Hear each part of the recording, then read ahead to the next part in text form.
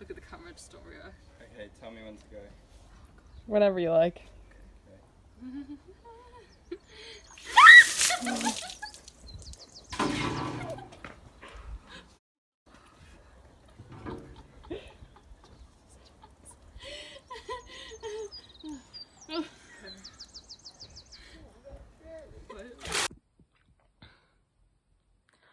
So I've been incredibly lucky over this time in that I've been sharing a house with 4 other painters from Wimbledon College of Art, and through that naturally we've all been featuring in each other's work, like whether it's been starring in a painting or helping with photography or like performance work.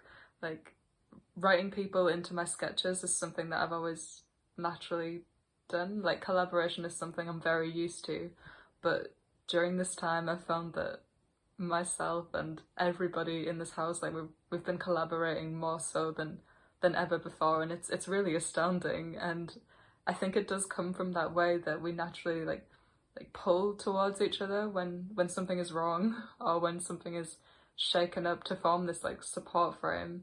And it's something that I didn't really have to think about. It's something that happened very naturally, and that pull and that collaboration I felt not just from people in this household, but from everybody at Wimbledon, the whole course. So from what I've seen and from the evolution I've seen, not only mine, but from my peers, because you have the studios and we are able to see everyone's evolution year by year, I can say that everyone got to a super different point to where they were initially. And I think that stems from the fact that no one is scared to experiment. No one is scared to try at things that they have never thought they would. So I ended up nibbling around with sound, something I've never done before and something that actually kind of scared me. I ended up in my third year putting on a massive show where I never even used cameras. I didn't know much about HDMI cables and all this technical stuff. And because we're supported in every way, technically, professionally, with friends, psychologically, we just feel that we have a playground in Wimbledon, and every day is discovering and just playing around with materials, exchanging ideas with people, and this just makes you grow so much. I think the exchange and the safe aspect of Wimbledon is what actually really made me bloom.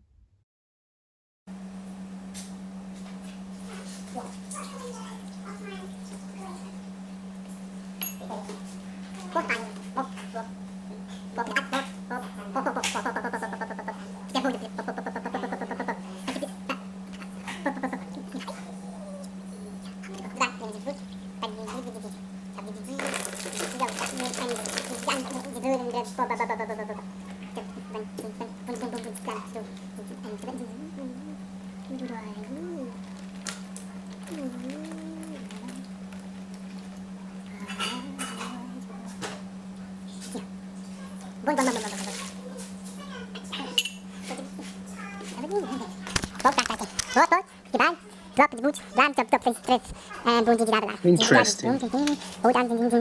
How has lockdown transformed your practice? Please be detailed.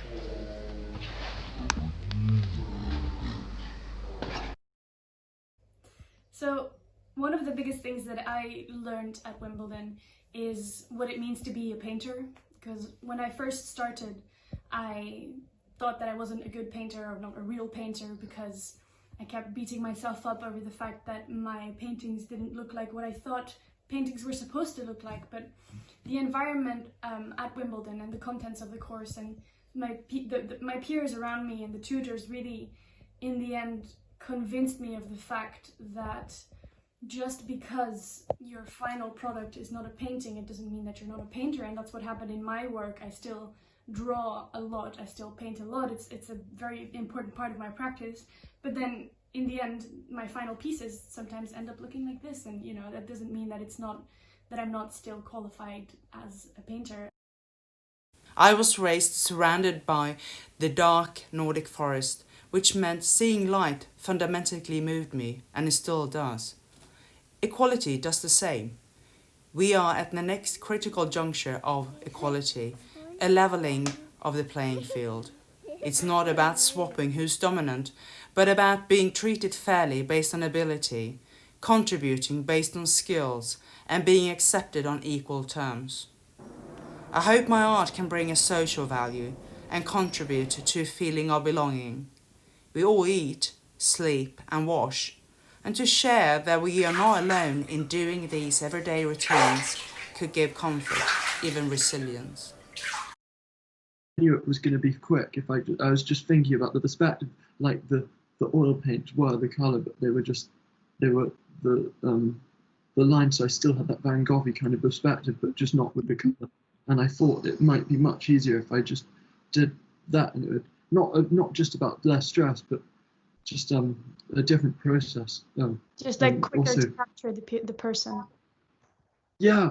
Because I wanted to do landscape. I've always wanted to be a landscape art like Van Gogh did, and I just love Van Gogh and just and Von Schiele. And so because I thought I clashed kind of the two, and so I thought, okay, it's either Elon Von Schiele or Van Gogh, and so I thought, and so I just kind of just rolled with it, and I knew that I couldn't kind of even talk to myself about doing anything else.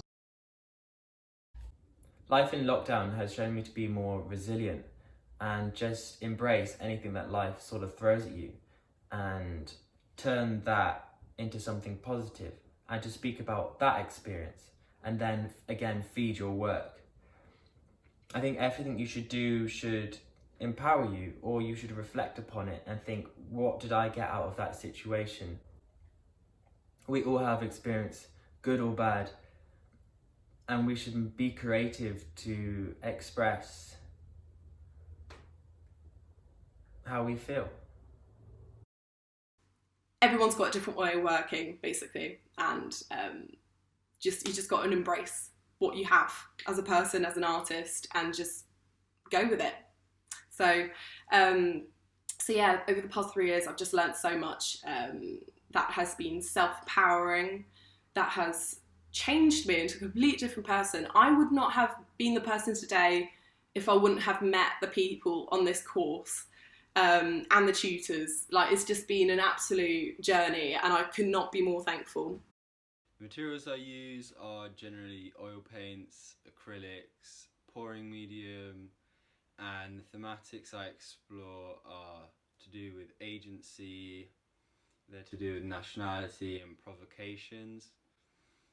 I make do with what I have, and now we're in quarantine and lockdown, society has changed a bit, and that's how I feel work works. If I reuse materials, paint over sculptures,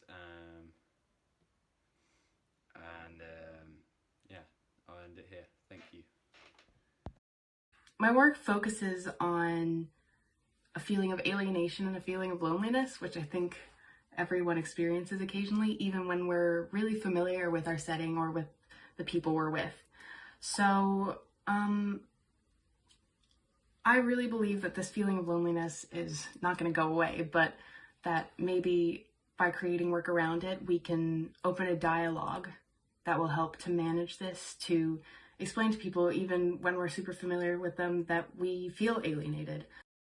Recently I've been focusing on touch and intimacy and how we relate to another person and the feelings that come along with that person, and how am I to express that in painting and sculpture.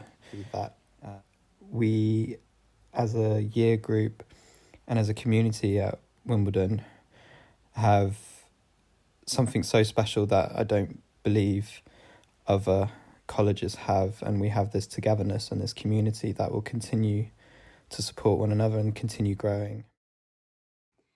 Yeah, it's been very transcendent. I can't really recognize my work from the start to the finish. And especially like working in lockdown, it does make you adapt. I think when you graduate university, you really need to learn how to make work in your own space. And I feel like this is kind of a practice run for when I'm not going to have a studio space eventually, and how I'm going to deal with that and how I'm going to make work on my own terms. Even if there was the kind of claustrophobia aspect of not being able to leave the house that much, I think that it's taught me how to kind of keep my work in momentum and how to come back to it in my own home space and how to adapt. And I feel like really just so fulfilled by this program. It's going to be weird when it ends because it's been the quickest but slowest 3 years of my life. I mean, I've met incredible people. I've made best friends. I feel like an artist for the first time in my life. So I guess I was upset about the course ending at Wimbledon, but to be honest, like we don't need the site. Like the building has held us for the past 3 years, but the course, it moves with us, and it moves wherever we move, and it's not ending. So thank you. Thank you. Thank you very much. Thank you.